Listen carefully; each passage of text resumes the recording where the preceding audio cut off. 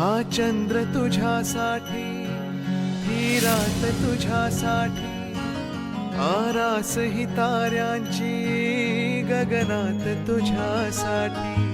कैफात अशा वेळी मज याद तुझी आली, येना मोहरत्या स्वप्नांना घेऊन येतो, थरथरत्या स्पर्शांना घेऊन येतो. अनुरागी रसरंगी होऊन येतो, नाजुकशी एक परी होऊन येतो.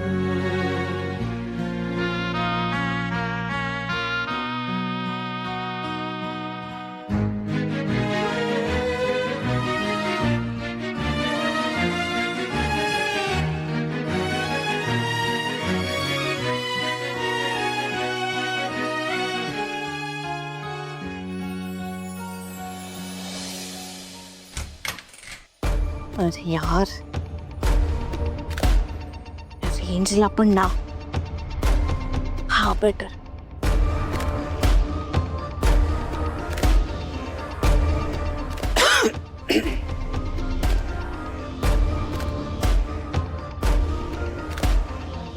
काय इथं का घुटमळते?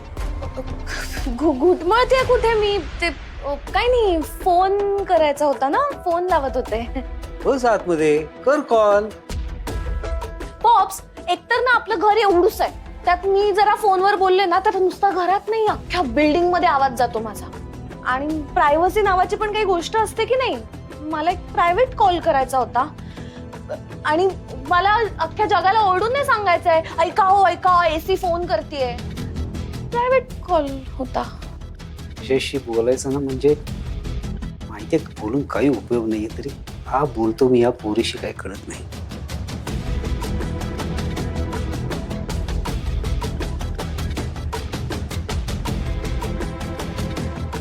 ही तेवढा चौकीच आहे. घरामध्ये ताई बोरून कोणीच नाहीये. प्रायव्हेट फोन चालू देत तुझे.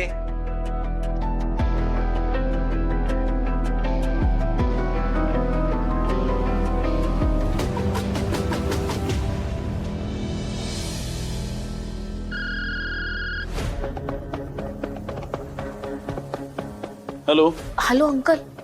बोल अंजली. अंकल, तुम्हाला एक इम्पॉर्टंट न्यूज द्यायची होती मला. अंजली, मी आता खरंच तुझं कौतुक करू की माझं करू हेच कळत नाहीये मला. म्हणजे? नाही म्हणजे तू इतक्या पटकन कामाला सुरुवात करशील असं मला वाटलं नव्हतं. खरंच कौतुक आहे तुझं. तू एक स्मार्ट मुलगी आहेस. Thank you uncle. बचपनचं स्मार्ट आहे मी. पण तुमचं कौतुक का? कारण तुझ्यातला स्मार्टनेस मी ओळखला. कसं आहे ना अंजली, मी एक पक्का बिझनेसमॅन आहे. कशावर पैसे लावायचे हे मी चांगलंच ओळखतो. आणि मला खात्री आहे की मी ज्या रेसमध्ये उतरलोय ती रेस मला तूच जिंकून देणार आहेस. अंकल, तुम्ही सईला हरवायला उतरलाय आणि तिला हरवण्यासाठी माझा तुम्हाला फुल सपोर्ट आहे. बरं अंजली, तू काय न्यूज देण्याकरता मला फोन केला होतास? Yes yes yes. सई आणि देवांश हनीमूनला जाणार होते आणि त्यांचा प्लॅन अचानक कॅन्सल झालाय. अंकल, आय थिंक भैरवी मॅमचा यात हात आहे. त्यांनीच काहीतरी प्लॅन करून यांचा प्लॅन कॅन्सल केला असेल. हो, तीच हे करू शकते. आणि तसंही ते दोघे एकत्र यायला तिला नकोच आहेत ना. एक्झॅक्टली. भैरवी मॅमने देवांशला फुल बिझी करून टाकलंय आणि आज पण त्यांच्या दिवसभर मीटिंग्स होत्या. बट आज संध्याकाळी त्यांची अशी एक मीटिंग आहे ज्याबद्दल भैरवी मॅमला पण आयडिया नाही आहे. स्ट्रेंज. देवांशी अशी कोणती मीटिंग आहे? भैरवीला सुद्धा त्याची कल्पना नाही. तेच तर ना.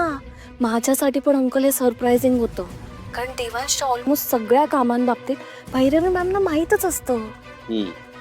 ठीक आहे अंजली, तुला आणखीन काही कळलं ना तर मला लगेच कळव. थँक्स. आणि Anjali, good job. Okay uncle, bye.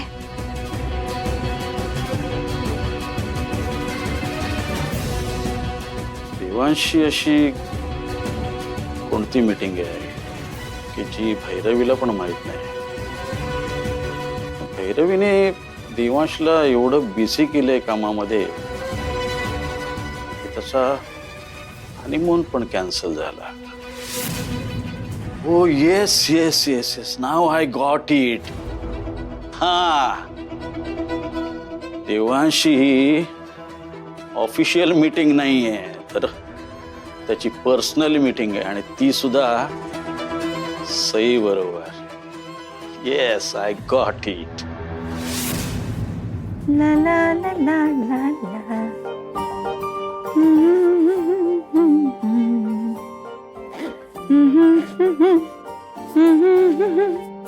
Mrs Jahagirdar, आज एकदम खुश दिसताय. खुश असणारच ना. आज ज्युनियर जहागीरदार आपल्या बायकोला घेऊन डेट वर गेले. हो, देवांश सईला घेऊन डेट वर गेलेला आहे. तू अशी खुश होतेस जणू काही तूच आलीस डेट वरती. माझं इतकं नशीब कुठे. म्हणजे सिनियर जहागीरदारांना असं काही सुचतं का?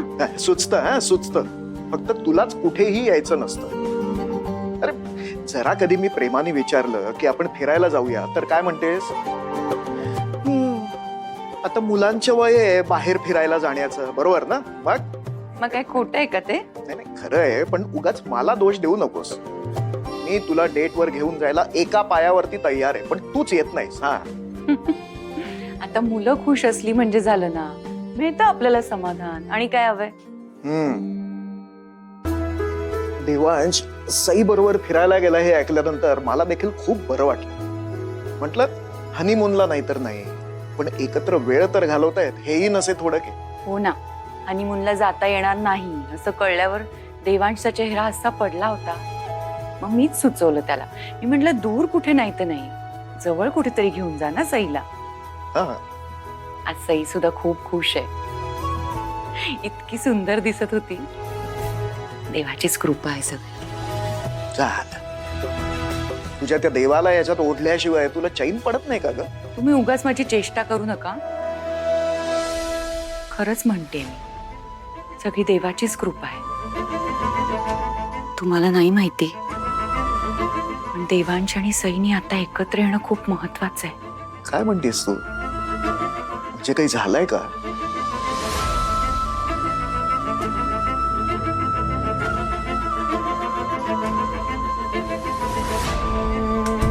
काय झालं जानकी?